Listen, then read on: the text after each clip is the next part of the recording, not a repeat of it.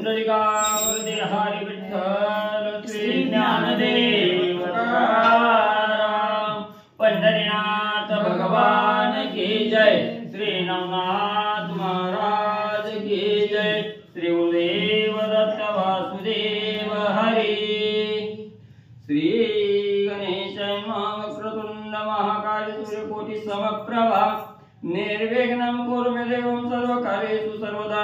गणनाथ रवि शुक्र बृहस्पति पंचताने स्मरे नित्य वेदवाणी प्रवर्तते। गुरुर्ब्रह्मा गुरुर्विष्णु गुरुर्देवो महेश्वरा। गुरुर् साक्षात् परब्रह्म तस्मै श्री गुरुवे नमः। श्रोता वक्ता तोषितो देवा श्री रुक्मिणी वरा पांडुरंगाय नमः। पुंडलिकावरदे हरी विठ्ठल श्री ज्ञानदेव तुकाराम। पंढरीनाथ भगवान की जय। श्री नवनाथ महाराज की जय। श्री गुरुदेव दत्त वासुदेव हरी। श्री गणेशाय नमः। श्री सरस्वती नमः। श्री नवनाथाय नमो नमः। जय जय आदि निरंजना लक्ष गोचर व्यक्त निर्गुणाय पूर्ण ब्रह्म माया हरण चक्र चालकादि पुरुषाय।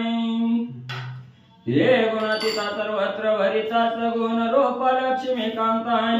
मागिले अध्याय रसाळ कथा मचिंद्र उत्सव दाविलाय। ग्रंथकर्ते या ठिकाणी सांगतायत पाठीमागच्या अध्यायामध्ये कथेचं अनुसंधान। मच्छिंद्रनाथांनी सोन्याचा पर्वत काल आपण पाहिलं, गोरक्षनाथांना करून दाखवला। अद्भुत लीला चरित्र नाथांचं आहे। अशा प्रकारची कथा पाठीमागच्या अध्यायामध्ये झाली, ऐका। एका सुवर्ण विटेसाठी कनक घेरे करे गोरक्ष जेठे। आता मम वागवटे भरतरी आख्यान वदवी काय। पाठीमागच्या अध्यायामध्ये काय झालं, काल आपण काय ऐकलं, सुवर्णाच्या एका काठीसाठी, सोन्याच्या एका काठीसाठी, विटेसाठी आणि गोरक्षनाथांनी सोन्याचा पर्वत त्या ठिकाणी तयार केला। हे पाठीमागच्या कथेचं अनुसंधान। ह्या अध्यायामध्ये, ह्या कथेमध्ये भर्तरीनाथ यांचा जन्म, यांचं लीला चरित्र ऐका। तरी श्रोते ऐका कथना पूर्वी मित्र रश्मी करिता गमन आहे। वात चक्र प्रेरुनी शयनता चला जात कथेला अनुसंधान सुरुवात झाली। काय झालं, एक दिवस असं घडलं, सूर्यदेव आपल्या रथावरती बसलेले होते आणि आकाशामध्ये रथावरती बसून वायूला पाठीमागे टाकून वायू वेगानं परिभ्रमण करत होते, जात होते। जात असताना काय झालं, वरवचे विमानाचे नियत वरती भूलोकावनी। तवती दारा मुख्य मंडळी मदन बाळी देखिली। आणि सूर्यदेव आपल्या रथामध्ये बसून जात असताना, आकाश मार्गाने गमन करत असताना सूर्याने पाहिलं एक सुंदर अशा प्रकारची अप्सरा आहे। आणि ती अप्सरा स्वर्गामधून पृथ्वी तलावरती भूलोकावरती विमानामध्ये बसून येत असताना सूर्यदेवानं पाहिलं।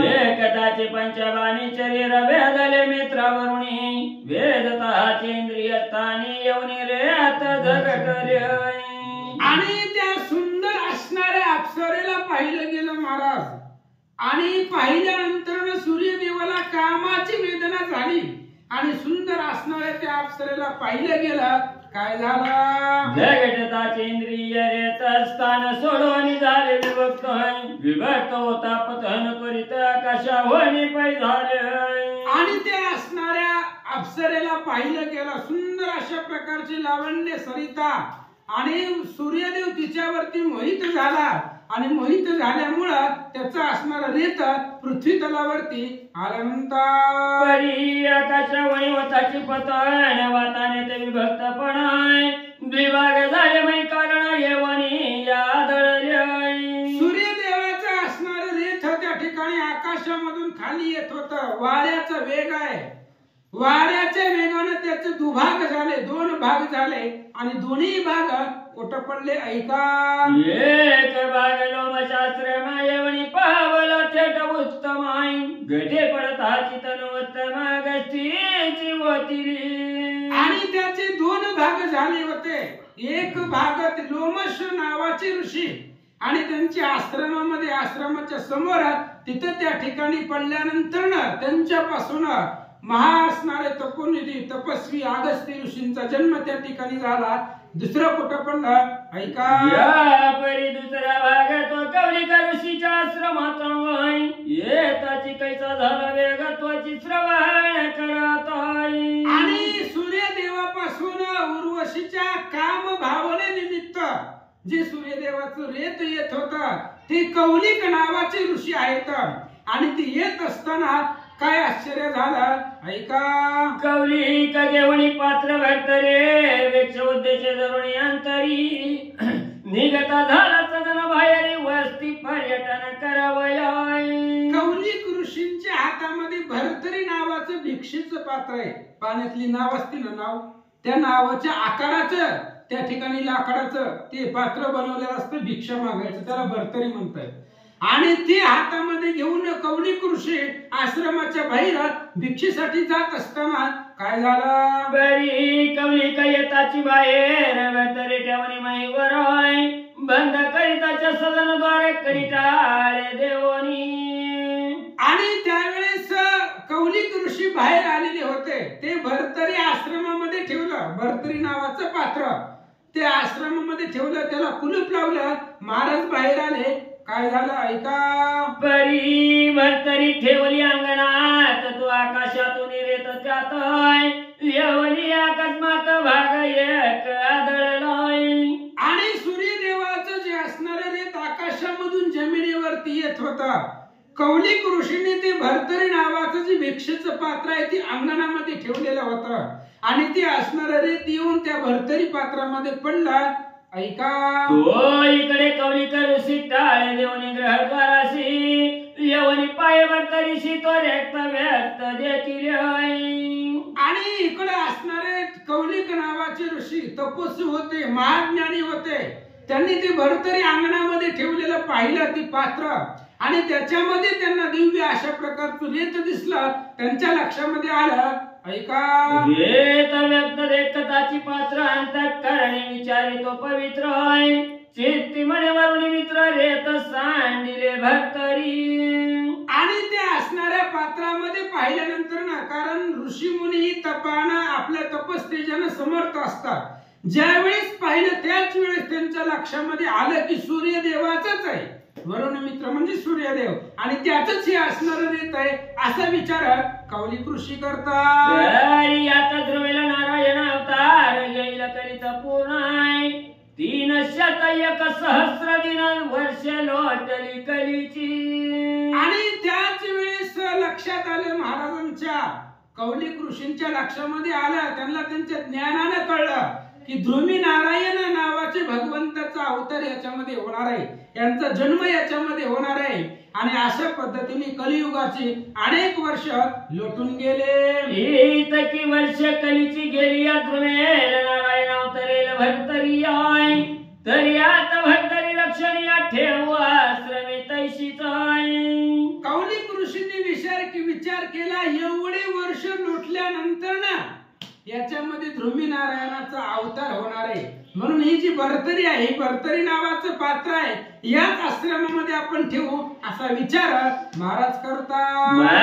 भरतरी रेत व्यक्ती रक्षिता झाला आश्रमाप्रती त्यास दिवस लोटता भोवती पुढे कली लागलाय. आणि त्यांनी ते जे भिक्षेचं पात्र होतं भरतरी नावाचं तसंच अंगणामध्ये त्यांनी ठेवलं. आणि या गोष्टीला अनेक वर्ष झाली आणि पुढे कलियुगाला प्रारंभ झाला ऐका.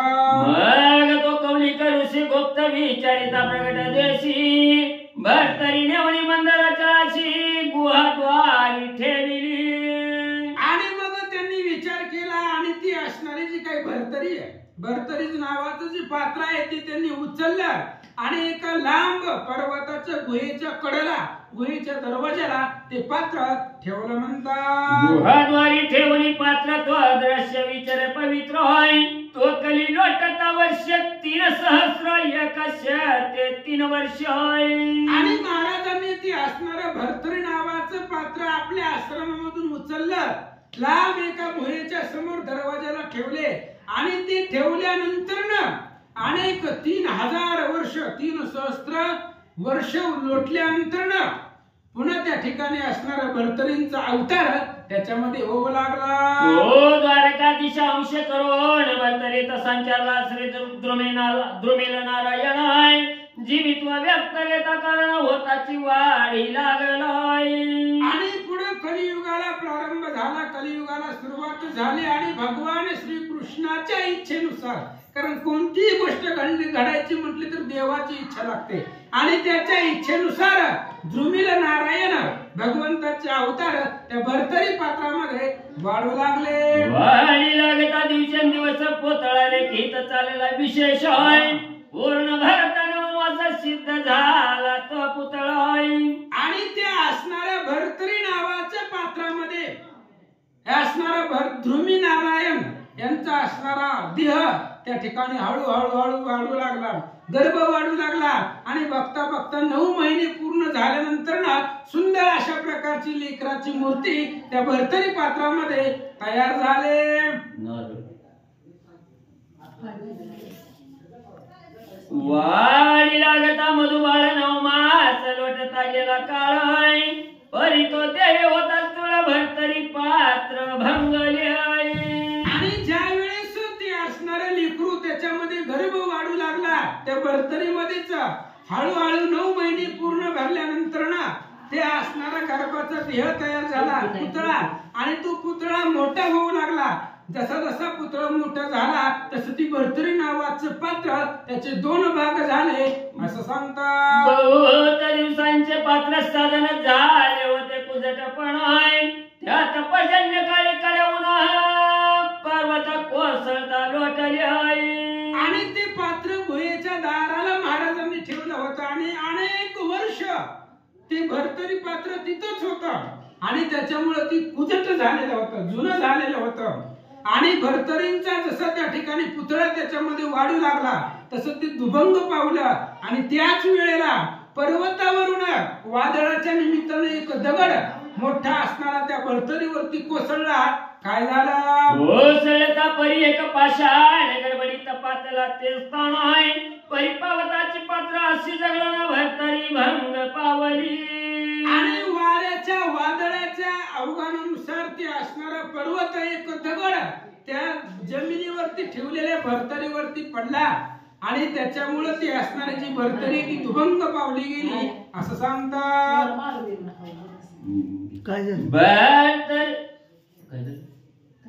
भरतरी भंगताची बाळ त्यात तेजास्वी मिरवले शकलात.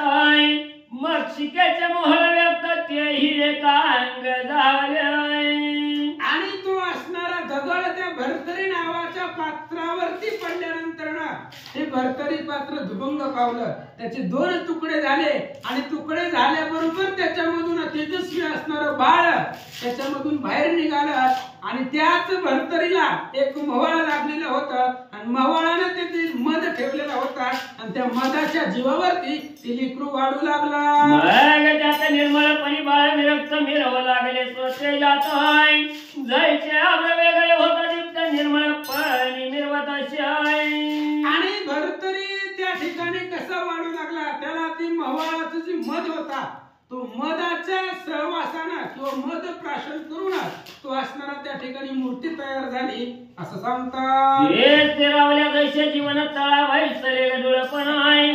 ते बाळ भरतरी चुक्ती करत न विमुक्त झाले वेष्ट नाही. ग्रंथकर्त्यांनी उदाहरण दिलं महाराज.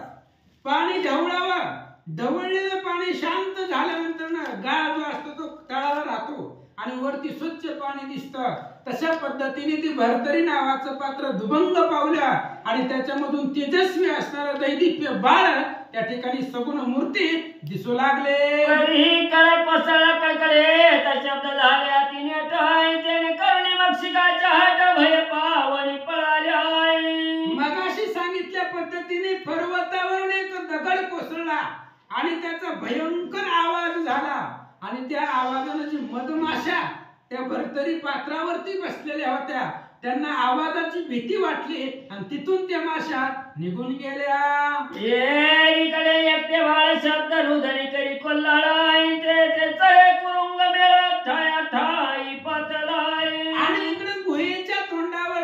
गवतावरती ती लेकरू एकटं राहिलं, अरण्यामध्ये जंगलामध्ये एकटं लेकरू त्या ठिकाणी राहिलं आणि त्याच वेळेला योगानं हरिणीचा कळप त्या दिशेने येताना आला. म्हणतात तयात गरोदर कुरंगिनी चरत आली तयतानी तो बाळ रुदन करीता नयनी निवांत त्राणी पडले अशाय.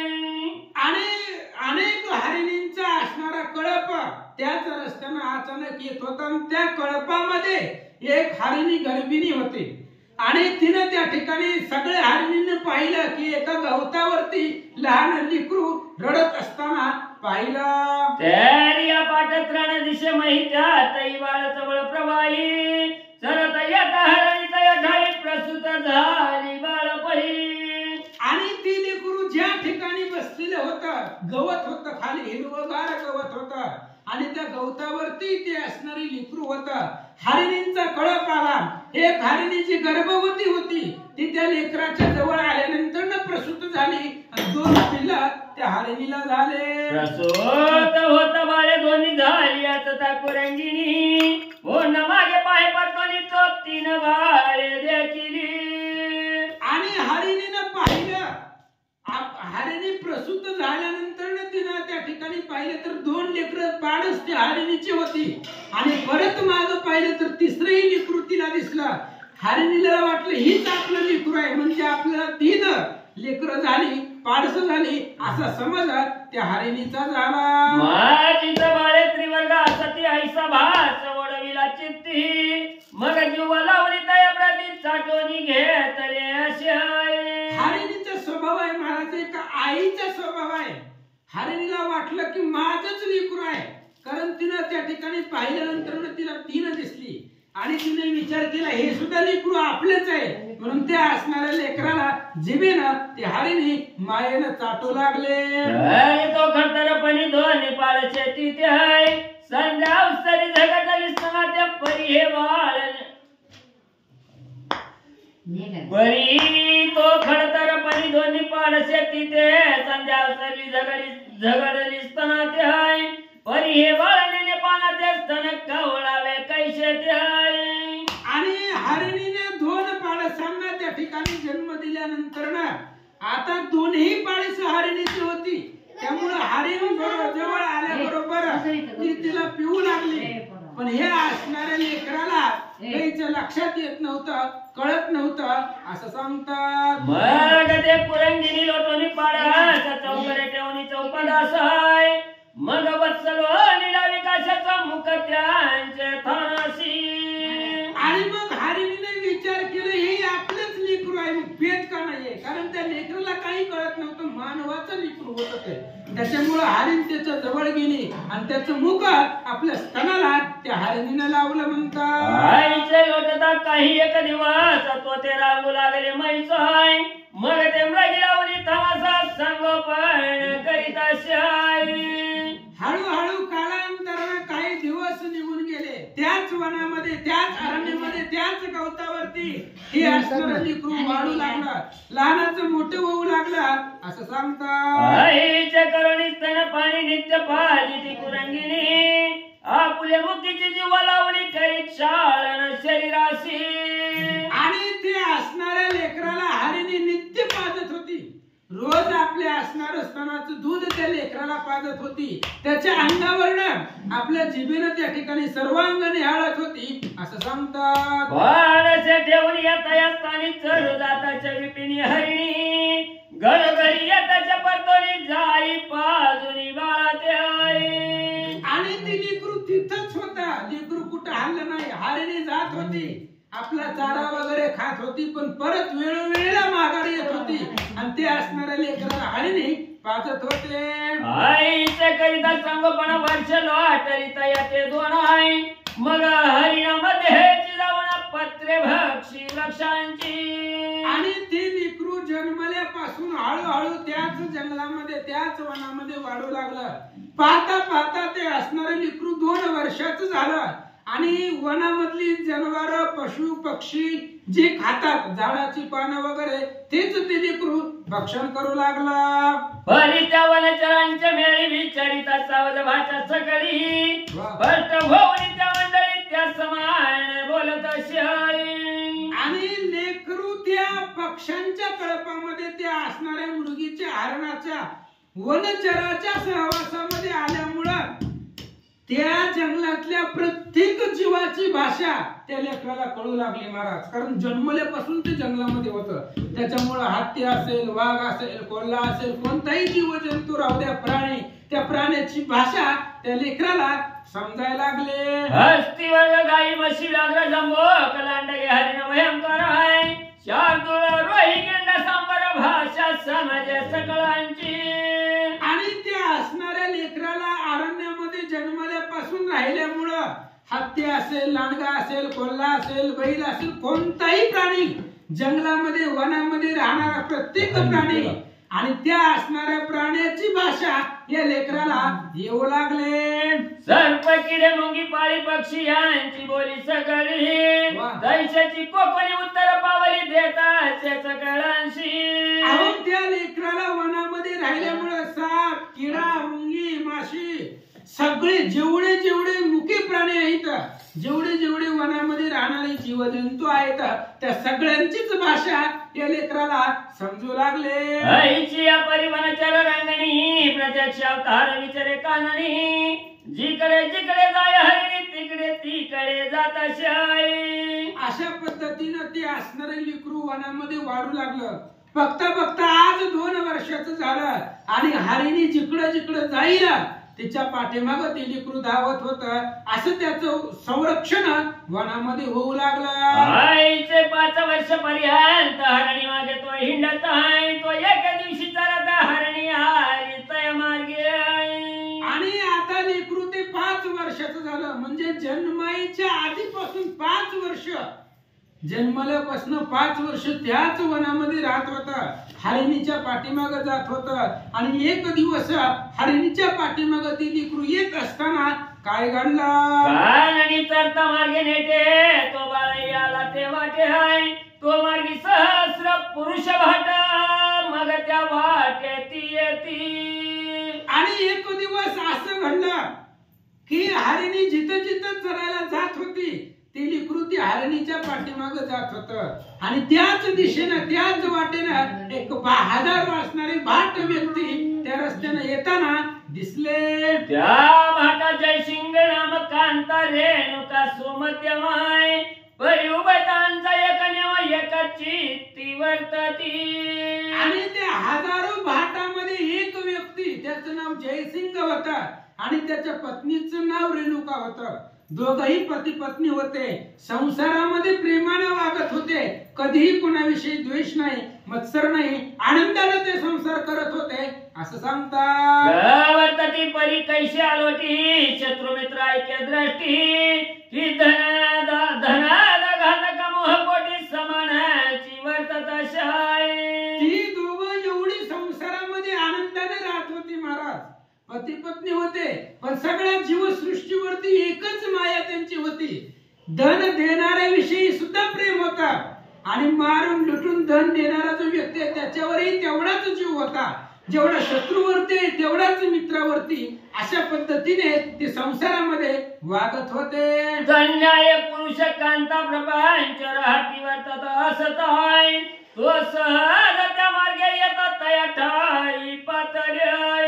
आणि ती 2 पती पत्नी आनंदाने राहत असताना, तशा पद्धतीने संसार करत असताना, जगत असताना अचानक ज्या वाटेवरती लेकरू होता त्याच वाटेने ही पती पत्नी जात होते. काय झालं? पातळे परिमार्गावरती बाळ देखील दिव्य शक्ती. बालांक किरणी ते जागृती लखलखीत देखील आहे. त्यांनी पाहिलं महाराज, जंगलामधून रस्त्याने जात होते. सगळं गवत जमिनीवरती होतं आणि त्या गवतामध्ये त्यांनी पाहिलं रस्त्याने एक बाळ आहे. बालार्क प्रभा, 12 सूर्याचं जेवढं तेज आहे तेवढं तेज त्या लेकराच्या चेहऱ्यावरती ह्या पती पत्नींनी पाहिलं म्हणतात. हे सहज सहज करावया गमान मही उतरला रोहिणी रमणाय. की पावक तेज कांती वसन गोंडाळले वाटत शाई. हे असणाऱ्या जयसिंग आणि रेणुकीनं त्या लेकराला पाहिलं.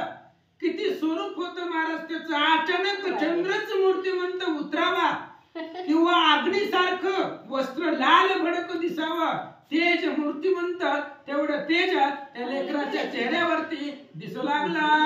आईच्या परी तेज पुंज जैसे भाट देखता सहजाय मनात मयाक तेज बाळाचे हे कोणाचे. आणि जयसिंगनं पाहिलं मला सुंदर अशा प्रकारचं लेकरू आहे. 5 वर्षाची ती सावळी मूर्ती आहे. तेज पाहिला गेलं तर सूर्याचं सुद्धा फिकं पडेल. अग्नीसारखं प्रखर तेज चंद्राला लाजवेल, सूर्याला सुद्धा फिकं पडेल असं तेजमय मूर्ती लेकराची जयसिंगनं पाहिली. आई चैत्रियाची मनात आईची अरण्यात आशाई बाळ कणणी गेली चुराचा माता पिता ती कैशी. भरतरीने विचार केला, महाराज घनदाट अरण्य आहे. या अरण्यामध्ये एकही माणूस वावरत नाहीये. सगळीकडून क्रूर अशा प्रकारचे श्वापद आहेत, प्राणी आहेत. आणि अशा वनामध्ये लेकरू राहिलंच कसं? कोणी या लेकराला या वनामध्ये सोडलंय? याच्या आई वडिलांनी याचा का त्याग केला असावा असा विचार त्या जयसिंगाच्या मनामध्ये आला. सहज चाली चालत यात चुकली याची मात होय. आईच्या पहर संचय घेतात या पाशी पातळी. संकल्प विकल्प असतो महाराज. माणसाच्या मनामध्ये अनेक विचार येत असतात. त्यानं त्या लेकराला अरण्यामध्ये पाहिलं. जयसिंगने विचार केला, का बाबा याच अरण्यामध्ये लेकरू कसं आलं? अचानक आई वडिलाची वाट चुकली असेल आणि या अरण्यामध्ये आला असेल. जाऊ दे म्हणले, दैवयोगाने आपल्यालाही संतती नाही, आपल्यालाही मुलगा नाहीये. आणि त्या मुलाला पाहिलं आणि जयसिंगाला मोह निर्माण झाला. वाटले परिबाळ पावन बळे व्याप्त झाले असे म्हणून मग मृग बोलिल्या रंबळवून पळू लागले मार्गात. आणि ती असणारे लेकरू पाहिलं जयसिंगानं. त्या जयसिंगाला आनंद वाटला, महाराज एवढी सुंदर लेकरू आहे, आपल्याला त्या ठिकाणी प्राप्त होईल. पण त्या लेकराला जे सांभाळ केला होता ती हरिणी, ती त्या लेकराच्या जवळ होती. आणि ज्या वेळेस जयसिंग लेकराला उचलून घेत होता त्यावेळेस हरिणीला भीती वाटले. पावनी जयसिंग भाटे दावणी धरली बाळकाची पोट होय. वाटीला वनी धरुणी मन गट उभा केला बाळतोय. आणि हरिणी पळून चालली आणि त्या हरिणीच्या पाठीमाग ते असणारे लेकरू निघालं. जयसिंग पुढे चालला, त्या असणाऱ्या लेकराच्या हाताच्या दंडाला धरलं आणि त्या लेकराला जयसिंगनं उभा केला. काय घडलं ऐका. त्याचे बोलत म्हणे बाळा सांडी भयात होय. तो ते भेटविहीन तव माते ते माता कोण ती सांग.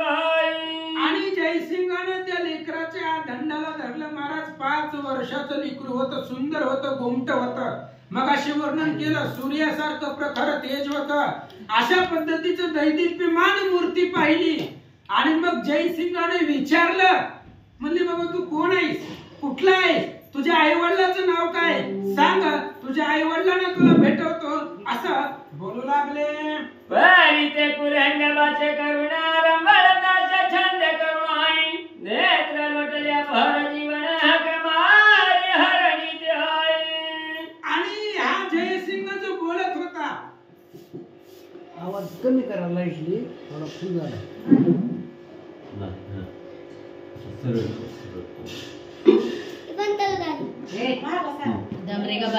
बंद कर. बरी ते हरणी बाळ पाहून कसा विचा झाला परम प्राण. बरी मनुष्य वय करुण निकट येऊ शके नाही. आणि जयसिंगाने त्या लेकराला उचललं, महाराज आपल्या खांद्यावरती घेतला. हरिणीनं पाहिलं की आपलं लेकरू एक मनुष्य घेऊन चाललाय. हरिणीला चिंता वाटली, लेकराविषयी प्रेम निर्माण झालं. हरिणी घाबरली, पण हरिण माणसाच्या पुढे येत नाही महाराज. कितीतरी केलं तरी जीव सगळ्यांना महत्वाचा आहे, प्रिय आहे. आणि त्या माणसाच्या भीतीपोटी आणि आपल्या जीवाला धोका असल्यामुळं ती हरिणी पुढे येऊ शकत नव्हती. पण लेकरासाठी त्या हरिणीचा जीव तळमळत होता. ऐका. हरिणी आपुले ठाईच्या ठाई परम आरंभर माहिती देही. ये रिकडे मार्ग प्रवाही वाट बोले बाळाते आहे. आणि हरिणीनं पाहिलं महाराज आपलं असणारं लेकरू एक माणूस घेऊन चाललाय. हरिणीला खूप दुःख वाटलं, पण त्या जीवाच्या आपल्याला मरण येईल किंवा आपल्या जीवाच्या भीतीनं हरिणी पुढे येत नव्हती. जयसिंगाने त्या लेकराला उचललं आणि आपल्या निघाला.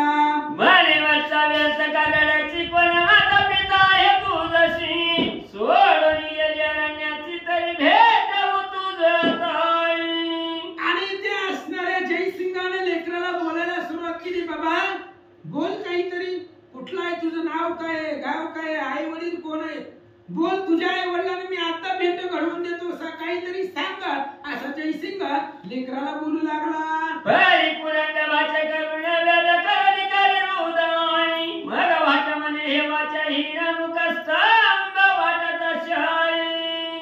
जयसिंगाने अनेक प्रश्न विचारले महाराज लेकराला. लेकरू सुंदर होता, 5 वर्षाची मूर्ती होती, पण लेकराला माणसाची भाषा कळत नव्हती महाराज. जन्मल्यापासून अरण्यामध्ये जंगलामध्ये राहिलेला ते जीव होता, त्याच्यामुळे माणसाची भाषा कळत नसल्यामुळं आणि पशु पक्ष्यांच्या प्राण्यांच्या भाषेमध्ये ती बोलू लागला. त्यावेळेस जयसिंगाने विचार केला, याला बोलता सुद्धा येत नसावं, एवढा अज्ञान जीव आहे असा विचार जयसिंग करू लागला.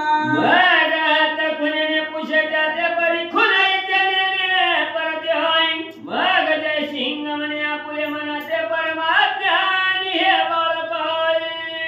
जयसिंगाने विचार केला, ही लेकरू काहीच बोलत नाहीये. मग त्याला खुणेनं हस्तसंकेतानं बोलू लागले, पण हस्तसंकेत सुद्धा त्या लेकराला कळत नव्हता. त्यावेळेस जयसिंगाने विचार केला, अज्ञान आहे, लहान आहे, अशा पद्धतीचा विचार करू लागला.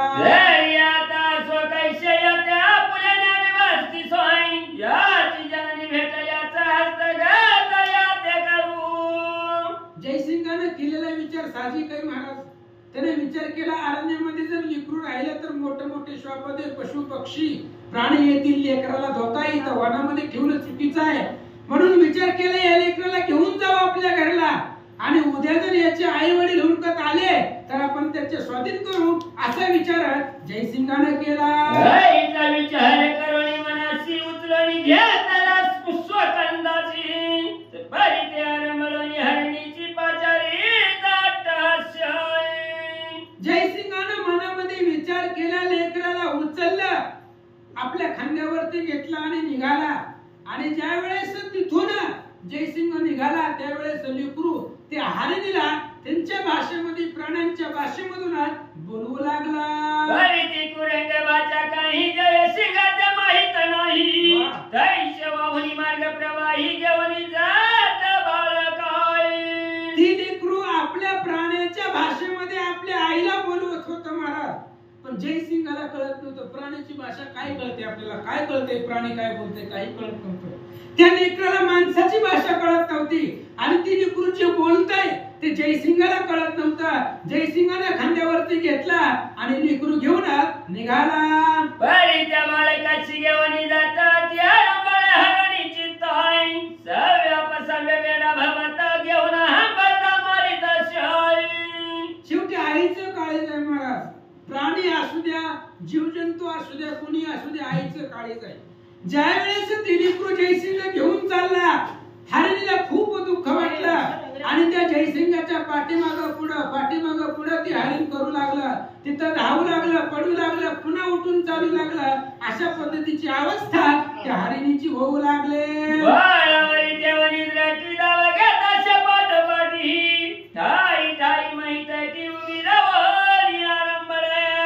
हरिणीचा विचार केला, महाराज आपण याला सांभाळलंय, आपण पाजलंय याला, आपलं दूध पाजलेलं आहे.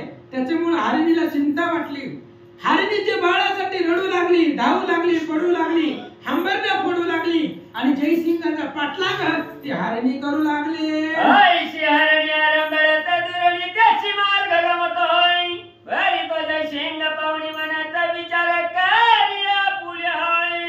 जयसिंगाने ते लेकरू उचललं, आपल्या खांद्यावरती घेतलं, घराकडे निघाला महाराज. हरिणी रडू लागली, धावू लागली, हंबरण्या फोडू लागली. जयसिंगाच्या लक्षामध्ये येणं गेलं. अनेक वेळा पाहिलं जयसिंगाने, ही हरिणी आपल्या भोवती काय हिंडते, आपल्या आसपास मध्ये का त्या ठिकाणी गिरत्या घालते, जयसिंगाच्या लक्षात येत नव्हतं.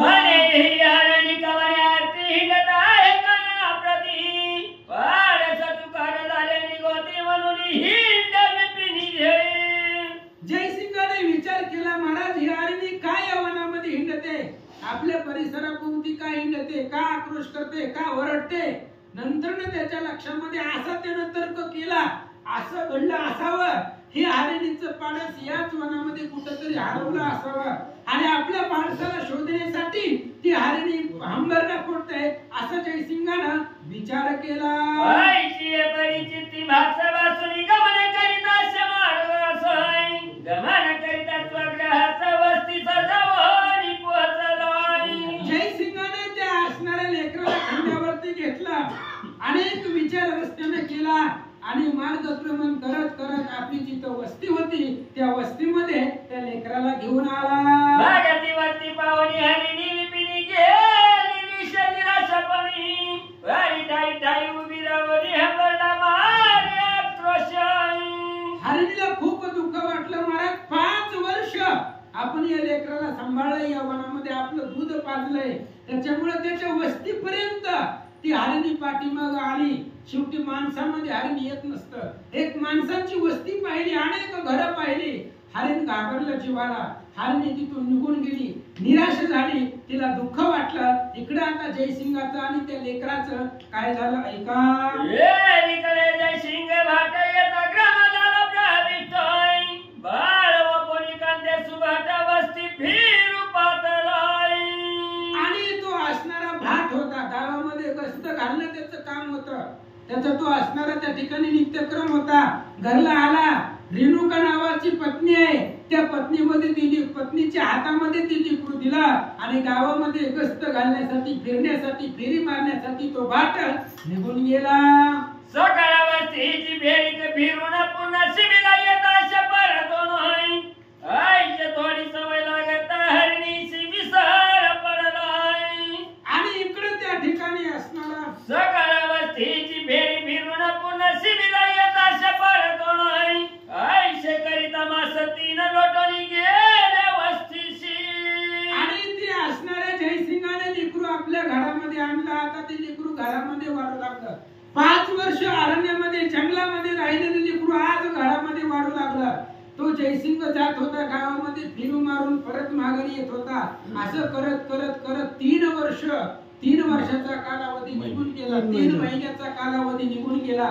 आणि इकडे हरिणी जी होती त्या हरिणीलाही ह्या लेकराचा विसर पडला आणि लेकरालाही हरिणीचा विसर हळूहळू पडू लागला.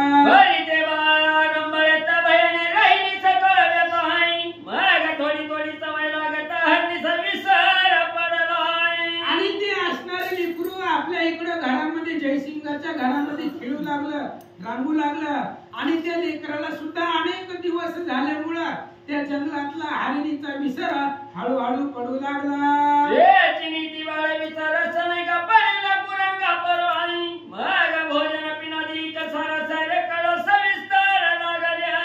आणि इतक्या दिवस जंगलामध्ये वनामध्ये राहिलेलं ते लेकरू आज घरामध्ये आलं.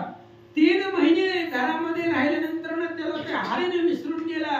आणि जसं घरामध्ये लहान लेकरं वागतात, रांगतात, बोलतात, खातात, पितात, त्या पद्धतीने घरामध्ये वावरू लागलं.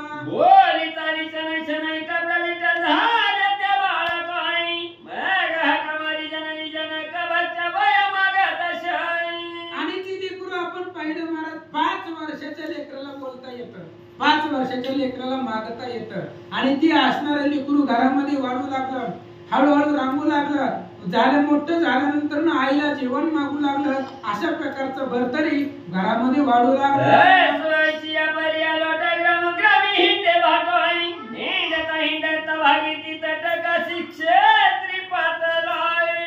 आणि इकडे ते असणाऱ्या जयसिंगाने विचार केला, त्याचं एका ठिकाणी काम नव्हतं महाराज, गावागावामध्ये त्याला जावं लागत होतं, फिरावं लागत होतं. त्याने ते लेकरू घेतलं आणि काशीला आला. भागीरथी, तिलाच गंगा म्हणतात, भागीरथी आणि गंगा एकच आहे. काशीला आला आणि भागीरथीचं स्नान केलं. त्या लेकरालाही काशीमध्ये त्या गंगेमध्ये त्या ठिकाणी बुडवलं. काय झालं ऐका. विश्वेश्वरी दर्शना जाता देवालय अंतरी स्नान करुणी भागीरथी तिरी बाळ घेऊन गेला. जयसिंगाने ती लेकरू घेऊन वाराणसीला गेला, काशीला गेला, भागीरथी पवित्र नदीमध्ये स्नान केलं आणि विश्वेश्वर महादेवाच्या दर्शनासाठी निघाला. ते लेकरालाही बरोबर घेतलं आणि महादेवाच्या दर्शनाला ती लेकरू आणि जयसिंग दोघ जण निघाले.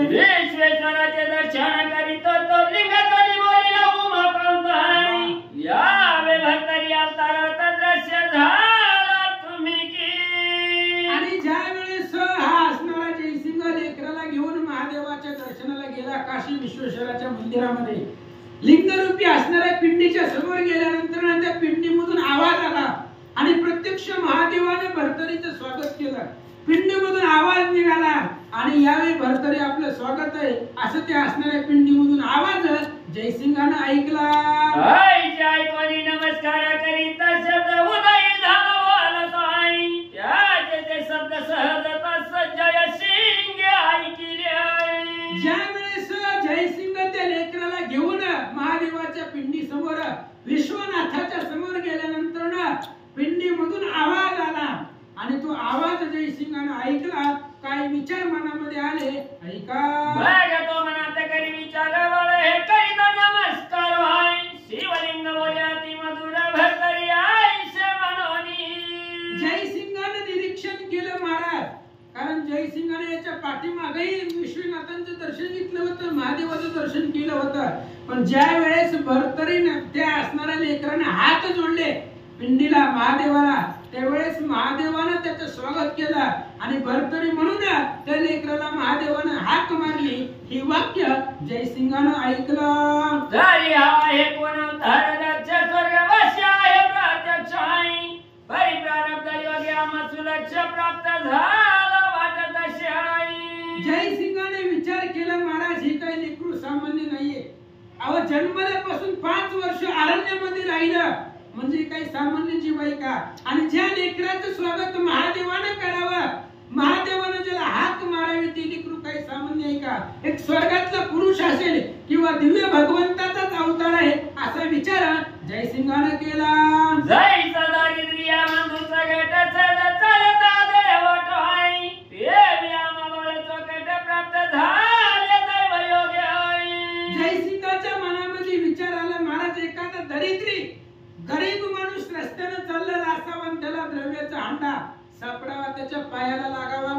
तशा पद्धतीने आमच्या असणाऱ्या या पती पत्नीच्या हाताला एक अवतारी पुरुष आपल्याला लेकरू म्हणून मिळालं याचा आनंद जयसिंगाला वाटला. चिंता तू राशी चिंतामणी अतडला दला मार्गे करुणी, देवी माते अवतार करणी प्राप्त झाला दैवाने. जयसिंगाने विचार केला चिंतामणी, एखाद्याला चिंता लागली त्याला चिंतामणी सापडावा. चिंतामणी आल्यावर सगळ्या इच्छा पूर्ण होतात, मनातली चिंता संपते. तशा पद्धतीने आपल्या निर्दैवाच्या हाताला हे दिव्य असणारे लेकरू आपल्याला मिळालं याचा आनंद वाटू लागला. दुष्ट काळाची थोर राहती प्रणय नवीन होता कष्टी, ते सुरभियावरी कृपा होती थाना पुढे ओपितशी. अनेक दिवस दुर्भिक्ष पडावं, अन्न वाचून जीव जाण्याची वेळ यावी आणि तशा वेळामध्ये कामधेनू नावाची गाई यावी, त्या पद्धतीची अवस्था आपली झाली. जयसिंग बोलू लागला. न्याय माते झाले दैव दैव बाळ लादले आहे, लादले परिपुण्य ते पावले अवतारी दिसत आहे. जयसिंगाने विचार केला आता जेवढं सांगितलं, जेवढे दृष्टांत दिले त्या पद्धतीने आपण निर्दैव आहे. आपलं कुठे एवढं पुण्य असणार आहे महाराज, भगवंताचा अवतार आपल्याला लेकरू म्हणून मिळाला याचा आनंद जयसिंगाला वाटला. ऐका हे पुण्य तरी वर्णुक्या वडे दयासाठी आतुर वाटा दगडाई, हर्ष पावनी संस्कार पाड यावे भक्तरी मनात असे आहे. जयसिंगाने विचार केला महाराज काय भौत सुकृताची, अहो किती पुण्य आहे आपल्या लेकराचं स्वागत विश्वनाथाने करावं, महादेवाने आपल्या लेकराचं स्वागत करावं, किती आपलं पुण्य आहे याचा विचार तो जयसिंग करू लागला. आता भक्तरी नामाद्वारा बचार वाचकाय, ऐशी चित्ती कल्पना योजना पुन्हा शिबिर पातळी आहे. आणि पुन्हा जयसिंगाने विचार केला महाराज त्या लेकराचं त्यांनी काहीच नाव ठेवलं नव्हतं, महादेवानं भरतरी म्हणून हाक मारली आणि ती जयसिंगानं ऐकली तर याच नावानं आपण याला बोलवू असा विचार जयसिंगानं केला. परिकांते लागून सर्व निवेदिले वर्तमान आहे, म्हणे हा पुत्र तुझ्या कारण अवतार दक्ष सापडलाय. लेकरू घरी गेलं महाराज. घरी गेल्यानंतर आपल्या पत्नीला सांगितलं ही असणारं लेकरू आहे आणि महादेवाने याचं स्वागत केलंय, भरतरी म्हणून हाक मारले तरी आपण सुद्धा याला भरतरीच म्हणू. आणि भरतरी नावाने याचं आचरण करू, याला बोलू असा विचार करू लागला. तरी अवतार दक्ष कैसा मनशील तरी व वाग्र सहाय, तरी शिव प्रत्यक्ष बोलिला ऐसा यावे भरतरी म्हणोनी. आणि जयसिंहाने सांगितलं, तरी अवतार दक्ष कैसा मनशील तरी व वाग्र सहाय, तरी शिव प्रत्यक्ष बोलिला ऐसा यावे भरतरी म्हणोनी. जयसिंहाने सांगितलं, ईश्वराचा अवतार आहे, साधं सामान्य मूल नाही. पत्नीने विचारलं, कशावर? तुम्हाला याच्यामध्ये काय चमत्कार दिसला? त्यावेळेस जयसिंहाने सांगितलं, आपल्या लेकराचं स्वागत महादेवानं करावं. आपल्या लेकरानं हात जोडल्यानंतर महादेवानं भरतरी म्हणून हाक मारली. हा चमत्कार पाहिला म्हणून सांगायलो हा ईश्वरी अवतार आहे. आपल्या पत्नीला जयसिंह सांगू लागला, आगे हा बाळ करीताना मन ध्वनी येती गहारी लिंगातून होय, हिने ऐकले आपुल्या कानाना मनोनी मनी तो अवतार होय. जयसिंहाने सांगितलं, रेणुके काय सांगायचं, महादेवानं स्वागत केलंय. मी माझ्या कानानं ऐकलंय. ज्यावेळेस या लेकरानं त्या पिंडीला महादेवाला हात जोडले, महादेवानं स्वागत करून बोलवलं आणि भरतरी नावानं या बाळाला हाक मारली. असा चमत्कार घडलाय, मी कानानं ऐकलंय म्हणून तुला सांगायलो.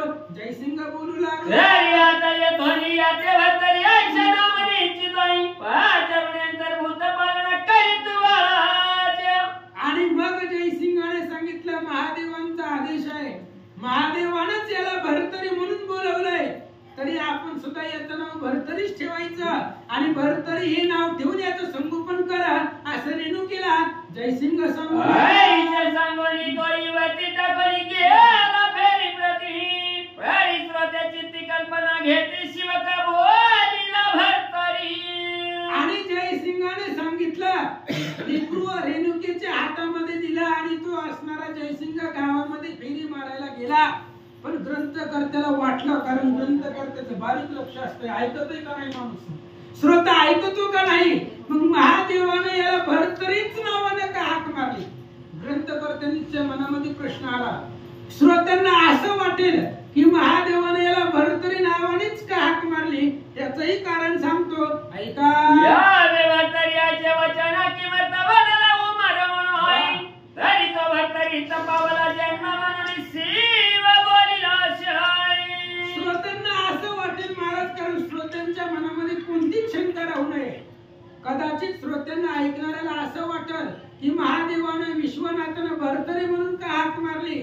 तर आपण मगाशी ऐकलं, भरतरी नावाच्या पात्रामध्ये त्याचा जन्म झाला आणि त्याच्यामुळे महादेवाने भरतरी या नावानं त्याला हाक मारली. पाठीमागचा इतिहास ग्रंथकर्ते सांगतात. भरतरी अवताराचं गण यावे भरतरी आयुष्य म्हणून आहे, तरी आता आयुष्य ऐका वचन कथा पुढे परिसावी.